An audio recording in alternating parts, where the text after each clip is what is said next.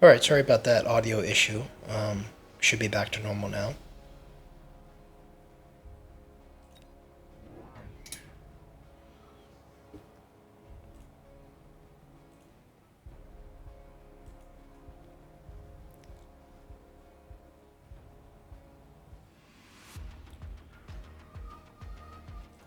Opponent gets one marksman. He's Forester spec.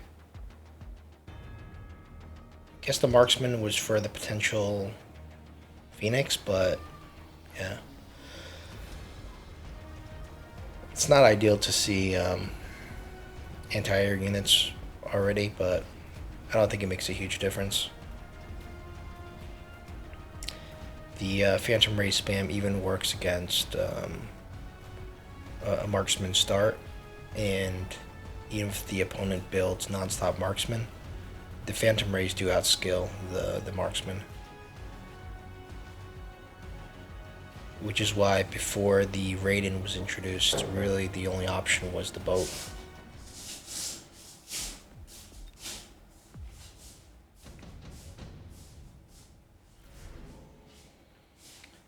We get the Wasp. I think we take the Wasp just because that's a good counter to the Phantom Ray.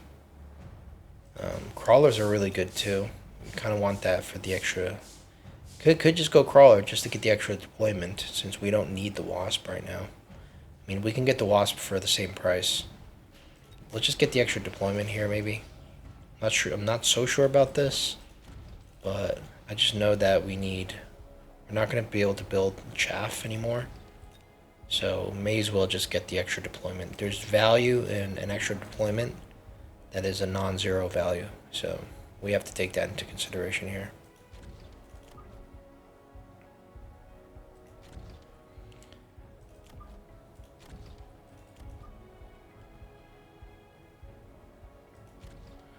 Should be enough space in the middle for 3 packs of Phantom Rays. Fortunately, the opponent has already gotten a level on the marksman, so he'll be one-shotting the Phantom Rays instead of two-shotting them. But we still put the Phantom Ray here, just in case there's some kind of flank here. But I don't know, maybe it's better to put this pack in the middle, given that we see the rank 2 marksman already.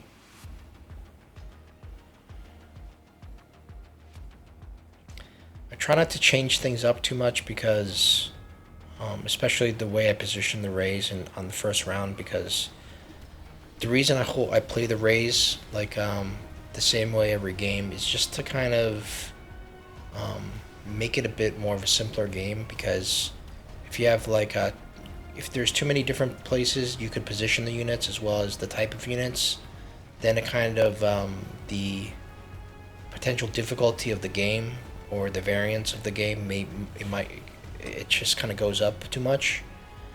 Whereas if you are only doing the same thing every single round, or every single, for round 1, round 2, then at least you can kind of build like a tree of moves that are consistent enough to the point where you can kind of just play in that tree, in that decision tree. I don't know if that makes sense.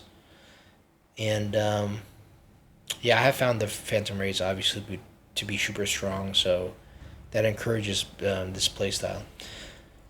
Incendiary Bomb is just too good not to pass up, so we're obviously going to get that. He's probably going to expect it here, right? This is what people would expect, so you never do that. You put it here or here. I think putting it here is even better because he might even put a shield down here to protect his marksman. So probably here is good. Now, if he's really smart, he put like a shield here, but even then, it's kind of a waste of money. I think this is pretty good. Definitely get the upgrade on the Ray, and the question is, do we start getting some like chaff clear?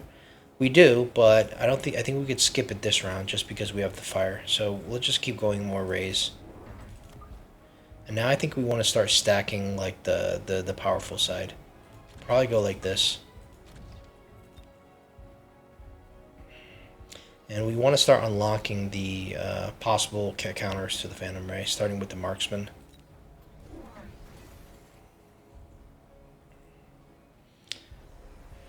So the opponent doesn't bother to put down any shields.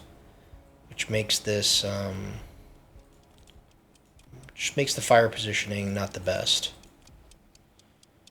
But on a positive note, we will be able to get the experience from killing the marksman.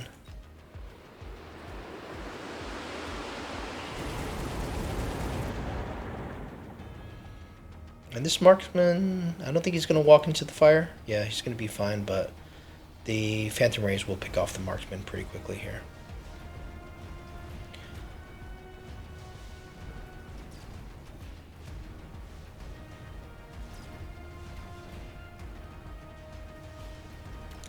Fire is such a strong spell.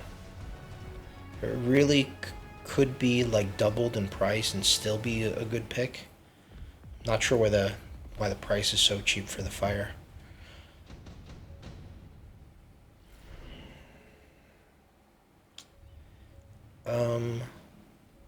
We just skip here. We're not going to play long-term economy game. There's a good chance the game's over in 2 rounds anyways. We are ahead because of the fire. Now that we lose the fire, we need probably need to go range on the arc lights. But we are kind of running low on money. We might be able to still do 1 upgrade on the phantom rays. I think the upgrade is going to have to be cloak here because we have the tanks to deal with. We need that extra 50%. I don't think we borrow quite yet. Well, it is bad to see this phantom ray not be upgraded. We'll unlock another counter. I don't think we're worried about the boat quite yet. Probably worried more about the wasp here. Fortunately, we see the speed increase in form of mechanical rage. The problem with this tech is that now the tanks are going to get in front of the chaff, and the arc lights may lock onto the tanks, and then that may allow the chaff to keep funneling through, and then the phantom rays could get stuck on the chaff, and then the marksman will take out either the arc lights or the phantom rays, and then it's just not going to work. And opponent does a flank here with sledgehammers. That's good for us because we clear these sledgehammers pretty well with our phantom rays.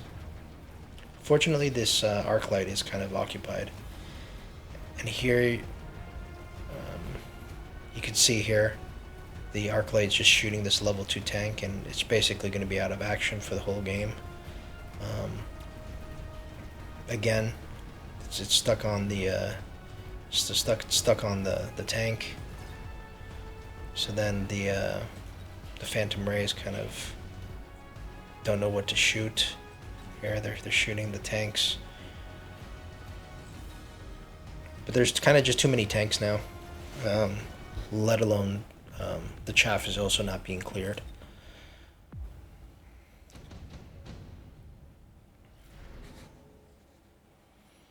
Orbital chaff could be good for us. We could try to get rid of this farce here, but it is a bit short-sighted to spend an orbital jab and only get rid of the farce here. I think we skip.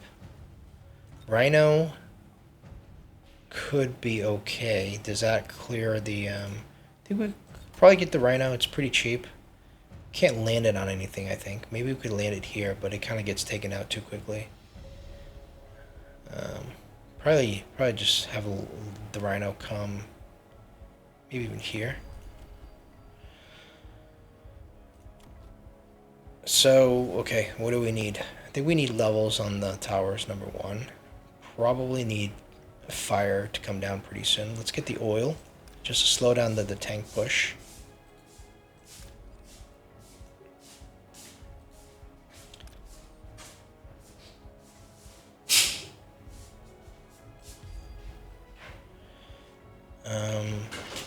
Get the hounds to light the fire next round, potentially. Or we could light it this round. But it's kind of like too much of an investment. Kind of like the level on the tower because of the mechanical rage. We're gonna have to start the... So...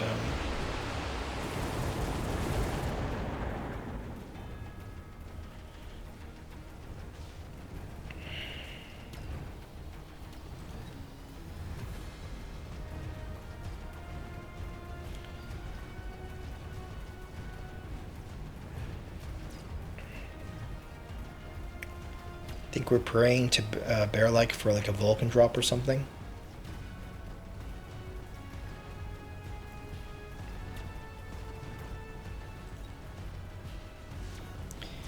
The good thing is the tanks are pretty like they are a nice target for the Phantom Rays, so it's not the worst thing in the world. And they do get levels. Okay, so our prayer has been answered with the Vulcan. We're gonna pick that for sure. Kind of want to also like sell it and get a cheaper one, but it's only 100 value because we don't even have the spell for selling right now. Might want to kind of like have it forward and beacon it back. I think that could be a good idea. Yeah, I think we do that, and I think we get the shield on the...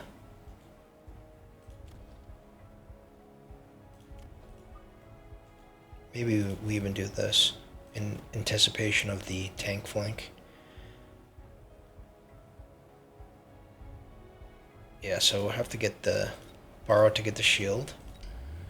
And we either get range or we just kind of beacon him back. Beacon him back is pretty smart, I think.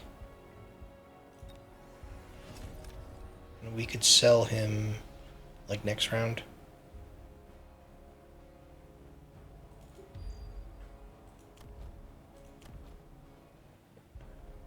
Hopefully he doesn't sell this pack of crawlers, and then we're in pretty big trouble. Alright.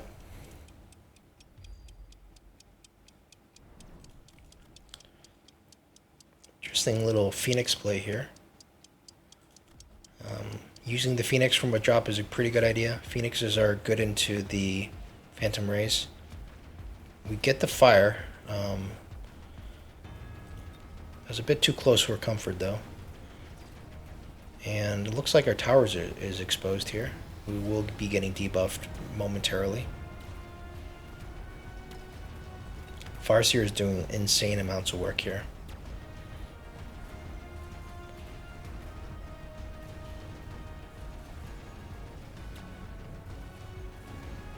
Man, there's just so many tanks. This is, they don't even have range yet.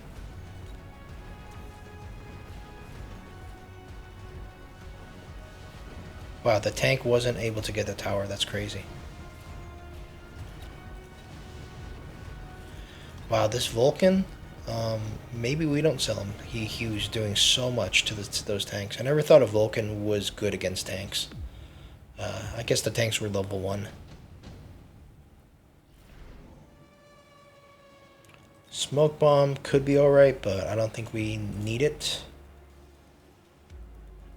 Maybe get improved fire control system put on the Vulcan.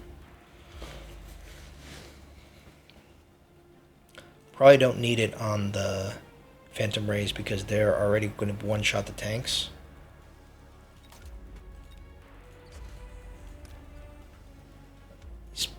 Yeah, the problem is he's probably going to have some shields down. Maybe we do the shield, the fire kind of like this. So we don't care if there's a shield. It's still going to do its trick. I think we just go back to that same position. We are worried about a missile, so we might put a shield or an anti-missile device here.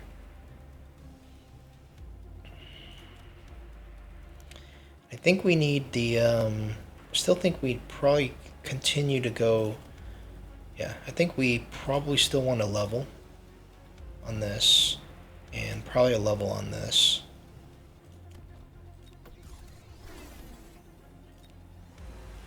Just be safe here. And I don't know, maybe some chaff here to prevent this from getting in so quickly.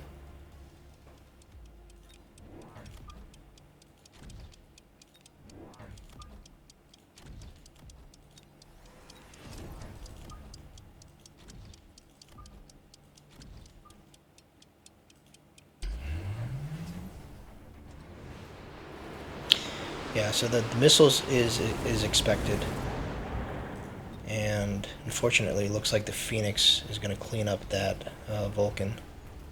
So Kind of a bad play on our part, but the kind of didn't. I mean, the Vulcan, it cleared out some of the tanks in the previous round, but the Vulcan's not really something you rely on to clear tanks.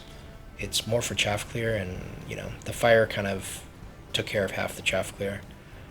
We'll end up selling the Vulcan, I think, next round, or we'll probably consider going with the War Crime.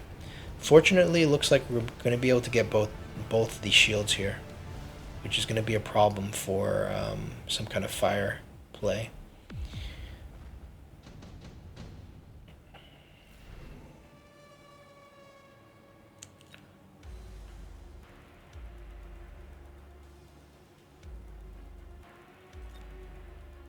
Improved firing system, probably a good option here. I think we could keep this guy around here, and let's get another one. I want there to be Vulcan war crimes.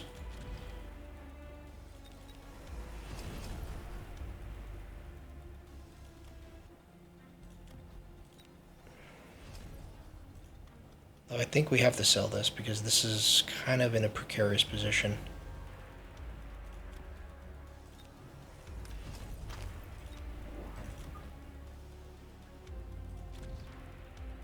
Can beacon one of these guys kind of more this way, or I think like the problem might be more this way. Not sure here. Let's get the range. I think we upgrade these. Let's just put these on the high level Phantom Rays for now. Probably just beacon this guy here. I mean, they're both going to be going into the middle.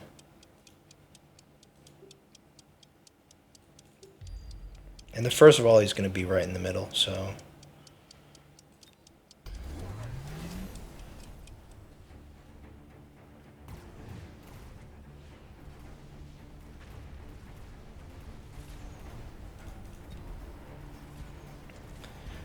Maybe the war crime was a bit of an overplay. I mean, there's not that much chaff coming in.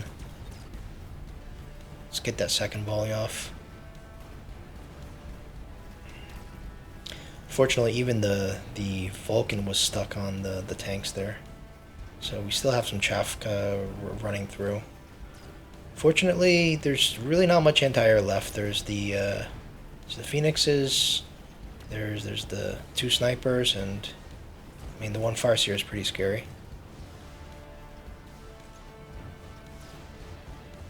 Should be able to be pretty close. Okay, now with the tower snipe, we might be able to take this round.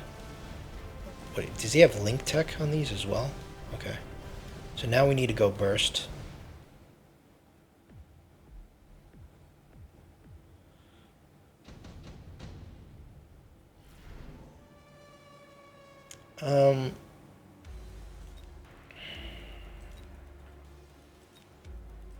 Overlord might be good, but I don't think we go into Overlords here.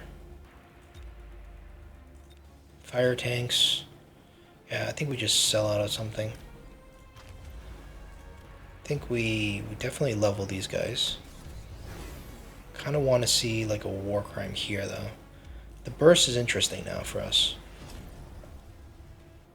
Getting a level on the tower is also pretty interesting. Feel like probably need the oil here, maybe.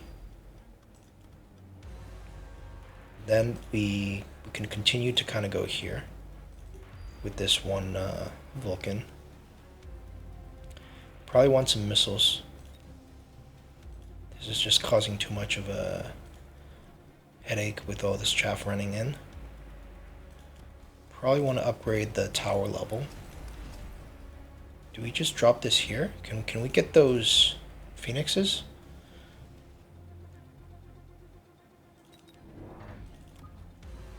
More and more of our favorite unit. And I think that's fine.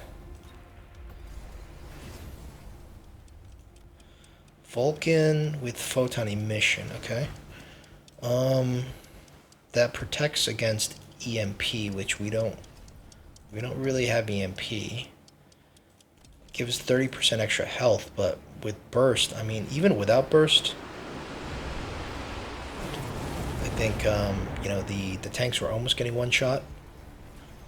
With burst, okay, so and then he gets the fire extinguisher on the hound, which, is it going to do anything against, or is it going to make these crawlers come through? Okay, it actually works, wow.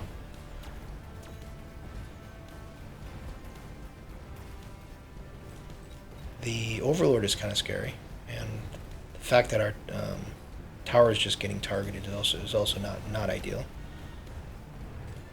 Interestingly, even the burst isn't one-shotting the level 4 sledges with repair. But I think we have just too much here.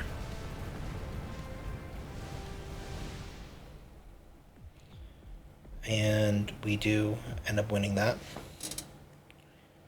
Interesting strategy.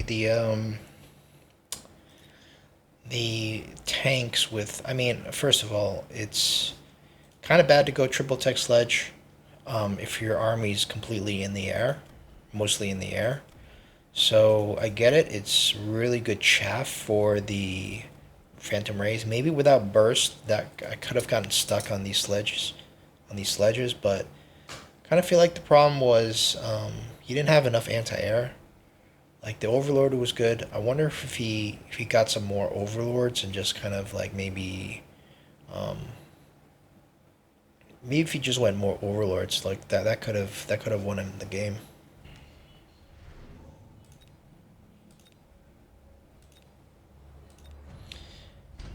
Let's keep trying. I feel like this Overlord is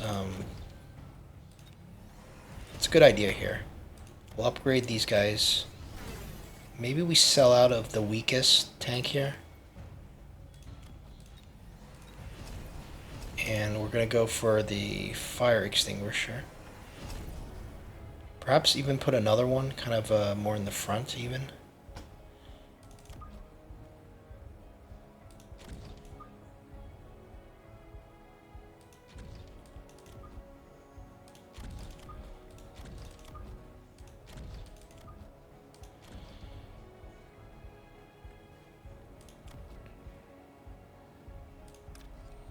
Maybe we could beacon this chaff back so this fire extinguisher dog goes in quicker. And maybe just get EMP? Or do we get another fire extinguisher dog?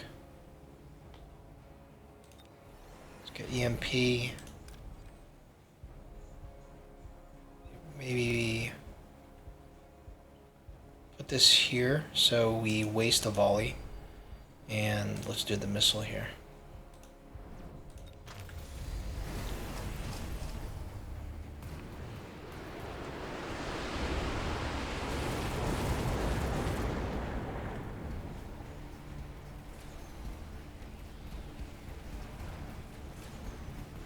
Wait a second, why is this not clearing out the fire?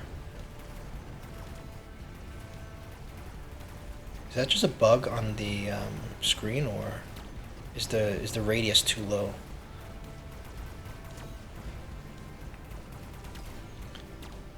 Looks like we've kind of split the army, but I don't know if this is exactly what we want here, because now it's like we've got ray packs kind of like coming in on the sides here.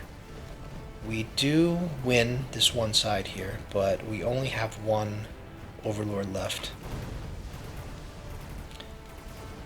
And it looks like, are we going to be able to clear this out here? Okay, so we actually win this.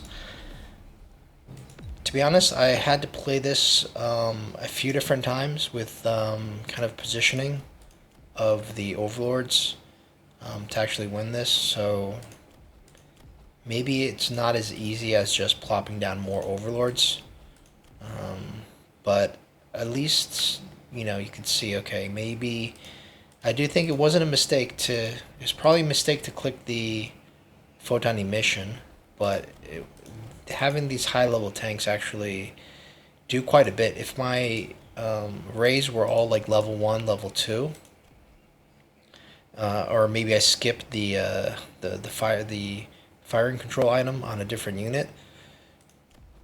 If this pack of sledgehammers just kept just kept like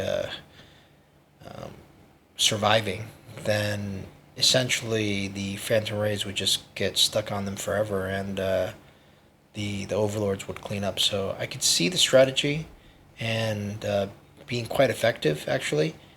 It's just that it's kind of risky because I think if you put down one like Melter or Scorpion, that could have put a kibosh to this, as well as just EMP on the Arclight, that probably would have also countered it. So I think generally speaking, you don't go triple tech Sledgehammer unless you already have like quite a lot of anti-air units like kind of supporting it. I think the problem before was he just probably put 80% of his resources into the tanks, whereas you probably wanted more of like a 40-60 or 50-50 split. Anyways, hopefully that was interesting, and see you in the next one.